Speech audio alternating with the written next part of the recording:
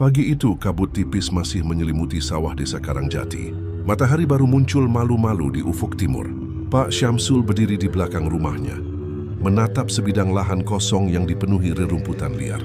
Di tangannya tergenggam sebungkus benih mimpi, mimpi untuk memiliki usaha sendiri. Di sinilah aku akan memulainya, gumamnya, suaranya pelan namun penuh keyakinan. Ia telah memutuskan beternak bebek Jawa. Keputusan itu bukan datang begitu saja. Berbulan-bulan ia mengamati kondisi desa. Ayam dan kambing sudah banyak yang memelihara. Sapi butuh modal besar, tapi bebek belum banyak orang yang serius menggarap. Padahal telurnya selalu laris di pasar dan dagingnya digemari warung makan. Hari itu juga ia mulai membersihkan lahan dengan cangkul tua warisan ayahnya. Ia mencabut rumput satu persatu. Peluh bercucuran, punggungnya terasa pegal, namun semangatnya mengalahkan rasa lelah. Sambil bekerja, ia membayangkan bentuk kandang yang akan dibangun. Tidak perlu megah, katanya dalam hati. Asal kuat, kering, dan aman dari predator. 2 hari kemudian, dengan bantuan tetangganya, Pak Syamsul membangun kandang dari bambu dan kayu bekas. Atapnya terbuat dari seng tua. Sebagian sudah berkarat, tapi masih bisa melindungi dari hujan. Ia membuat 2 bagian, satu untuk bebek, beristirahat di malam hari, dan satu lagi sebagai kandang umbaran agar mereka bebas bergerak di siang hari. Sore harinya, sambil menatap kandang setengah jadi, Pak Syamsul tersenyum kecil. Walau sederhana, semoga ini jadi awal yang baik. Anak sulungnya Dika datang membawa segelas teh hangat. "Pak, kalau jadi punya bebek, nanti saya bisa bantu kasih makan tiap pagi," katanya penuh semangat. Pak Syamsul mengelus kepala anaknya. "Iya nak, ini usaha kita bersama. Kalau berhasil, bisa jadi modal sekolahmu nanti." Seminggu kemudian, sebuah pikap berhenti di depan rumahnya. Di dalamnya ada keranjang-keranjang berisi anak bebek Jawa, berwarna coklat keemasan. Suara wek-wek yang riuh memenuhi udara. Pak Syamsul menghampiri, wajahnya berbinar. Ia membeli 100 ekor bibit dari peternak terpercaya. Anak-anak bebek itu masih lincah, matanya jernih, bulunya halus. "Ini bibit unggulan Pak Syamsul," ujar si sopir yang mengantarkan. "Kalau dirawat baik, cepat besar dan rajin bertelur." Dengan hati-hati, Pak Syamsul memindahkan mereka ke kandang yang baru selesai dibangun. Malam itu ia hampir tidak bisa tidur. Sesekali ia keluar rumah, memastikan bebek-bebek kecil itu aman. "Mulai hari ini kalian bagian dari keluargaku," bisiknya penuh harap. Sejak kedatangan 100 ekor bebek Jawa, rutinitas Pak Syamsul berubah. Kini ia bangun lebih pagi dari biasanya. Selesai sholat subuh, ia langsung menuju kandang di belakang rumah. Suara wek-wek-wek menyambutnya setiap kali ia membuka pintu kandang. Anak-anak bebek itu berlarian kecil, seakan menunggu jam makan. Pak Syamsul tersenyum lebar. Rasa lelahnya hilang seketika. "Tenang, tenang. Makanan sudah siap," katanya sambil menuangkan pakan. Awalnya Pak Syamsul hanya memberi dedak padi dan jagung giling. Namun biaya pakan semakin terasa berat. Ia pun belajar dari internet dan penyuluh peternakan desa tentang pakan fermentasi. Malam-malam ia mencampur dedak, bekatul, sisa sayuran dan sedikit ikan ruca. Semua itu ia tambahkan dengan air dan ragi khusus, lalu disimpan dalam karung tertutup. Baunya memang asam, tapi hasilnya mengejutkan. Bebek lebih lahap makan, pertumbuhan cepat, dan biaya pakan berkurang hingga sepertiga. "Kalau begini caranya, bebek kenyang, kantong pun aman," ujarnya sambil tertawa kecil. Di samping kandang, Pak Syamsul menggali kolam kecil dengan bantuan beberapa tetangganya. Kolam itu tidak dalam, tapi cukup bagi bebek untuk berenang. Dia tahu, bebek Jawa butuh air agar tetap sehat dan aktif bertelur. Setiap sore, ia melihat bebek-bebek berenang riang, cipratan airnya membasahi wajahnya. Itu menjadi hiburan tersendiri setelah seharian bekerja. Namun ia juga sadar, kebersihan harus dijaga. Kandang dibersihkan setiap 2 hari sekali. Air minum diganti setiap pagi.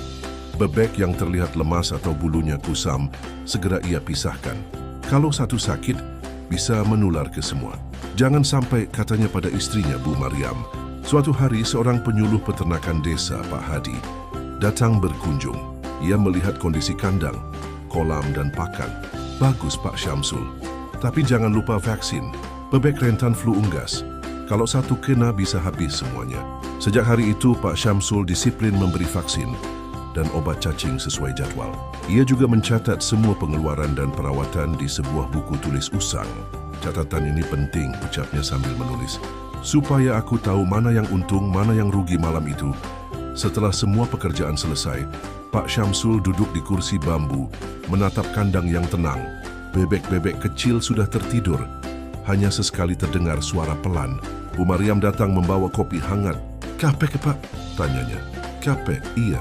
Tapi hati ini senang sekali. Rasanya seperti punya anak 100, jawabnya sambil tertawa. Mereka berdua tertawa bersama. Dalam hati, Pak Syamsul yakin, jika dirawat dengan sungguh-sungguh, bebek-bebek ini akan menjadi sumber rezeki besar bagi keluarganya. 6 bulan setelah bebek-bebeknya dipelihara, pagi itu Pak Syamsul menemukan sesuatu yang membuat hatinya bergetar. Di sudut kandang di antara jerami, tergeletak beberapa butir telur berwarna coklat pucat. Ia memungutnya dengan hati-hati, seolah sedang menyentuh permata berharga. "Mariam, lihat ini," serunya kepada istrinya. Bu Mariam datang tergopoh-gopoh, lalu tersenyum bahagia. "Alhamdulillah, Pak, akhirnya kita panen telur juga." Sejak hari itu, hampir setiap pagi mereka memungut telur, jumlahnya semakin hari semakin banyak. Awalnya hanya belasan, lalu puluhan. Pak Syamsul mulai menjual telur-telur itu ke pasar desa.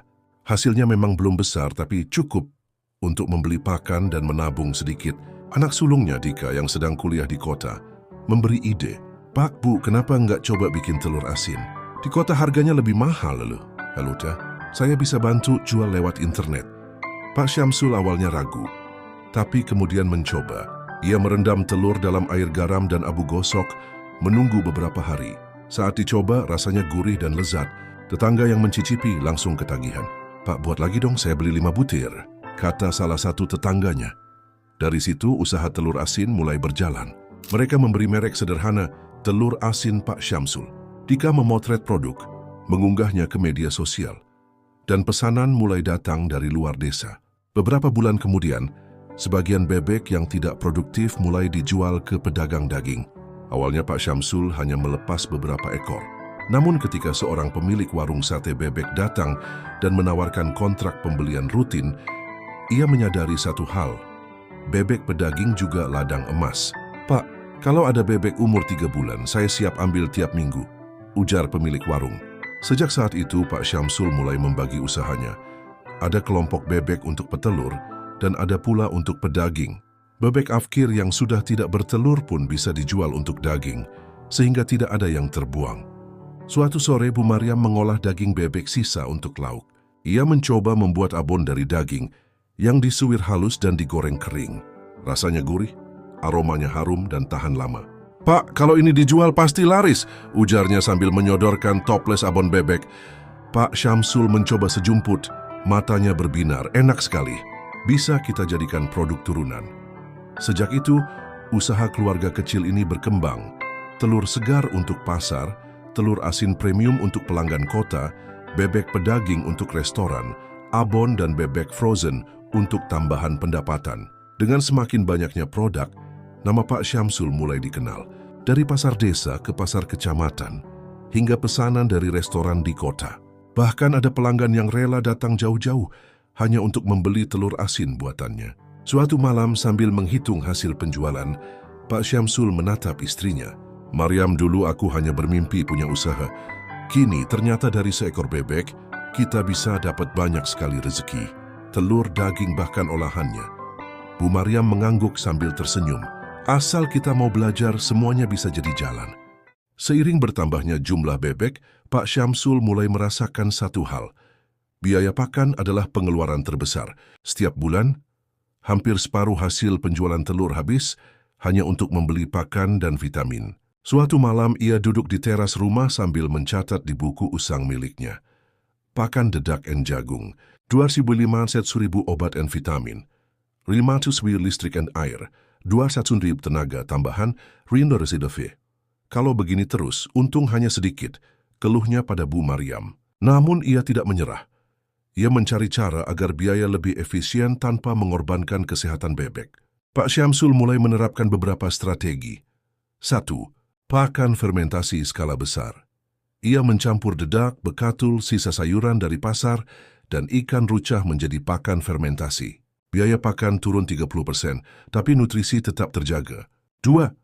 Pemanfaatan limbah desa, ia meminta tetangga yang punya warung untuk mengumpulkan sisa nasi dan sayur. Setelah difermentasi, sisa itu menjadi pakan tambahan yang disukai bebek. Kotoran. Jadi uang kotoran bebek ia kumpulkan, dikeringkan, lalu dijual ke petani sekitar sebagai pupuk organik. Hasilnya memang tidak besar, tapi cukup untuk menutupi biaya listrik dan air. Setiap rupiah harus punya jalan kembali, gumamnya sambil menutup buku catatan. Namun bukan hanya biaya yang membuat Pak Syamsul cemas. Musim hujan datang, udara lembab, dan genangan air mulai bermunculan. Ia ingat betul nasihat penyuluh peternakan. Pak, hati-hati. Flu unggas dan penyakit berbahaya bisa menyapu habis dalam semalam. Suatu pagi ia melihat seekor bebek tampak lemas, bulunya kusut dan enggan makan. Degup jantungnya langsung berpacu cepat. Jangan-jangan pikirnya panik. Tanpa menunda, ia segera memisahkan bebek sakit itu ke kandang karantina kecil. Ia juga memanggil Pak Hadi, penyuluh peternakan. Pak Hadi datang dengan kotak obat. Setelah memeriksa, ternyata bebek itu hanya terkena infeksi ringan. Namun ia menekankan pentingnya manajemen kesehatan.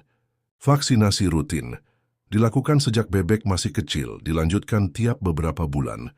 Kebersihan kandang, kotoran dibersihkan setiap hari. Lantai diberi sekam kering agar tidak lembab. Air minum bersih. Harus diganti rutin, jangan sampai bercampur lumpur. Karantina. Bebek baru dan bebek sakit dipisahkan agar tidak menular. Lebih baik mencegah daripada mengobati, Pak Syamsul, kata Pak Hadi tegas. Sejak itu Pak Syamsul lebih disiplin. Ia membuat jadwal vaksin di buku catatannya, menyiapkan tempat khusus karantina, dan memastikan semua pekerja mencuci tangan sebelum masuk kandang. Beberapa minggu kemudian, musim hujan semakin deras, tapi bebek-bebek Pak Syamsul tetap sehat. Produksi telur tidak turun, bahkan meningkat. Suatu malam ia kembali duduk di teras sambil membuka catatan. Kali ini wajahnya tersenyum lega. Alhamdulillah, biaya terkendali, bebek sehat, hasil pun meningkat. Bu Mariam menatap suaminya dengan bangga. Pak, usaha ini bukan lagi sekadar ternak. Ini sudah jadi ilmu hidup. Kita belajar mengatur biaya, mengelola resiko, dan menjaga titipan Allah. Pak Syamsul mengangguk. Dalam hatinya ia tahu, sukses bukan hanya soal untung besar, tapi juga soal bagaimana bertahan menghadapi resiko dengan sabar dan ilmu yang benar. 3 tahun telah berlalu sejak Pak Syamsul membeli 100 ekor bibit bebek Jawa pertama. Kini, di halaman rumahnya berdiri deretan kandang besar yang dipenuhi ribuan ekor bebek. Suara wek-wek yang dulu hanya riuh kecil, kini sudah bagaikan orkestra kehidupan.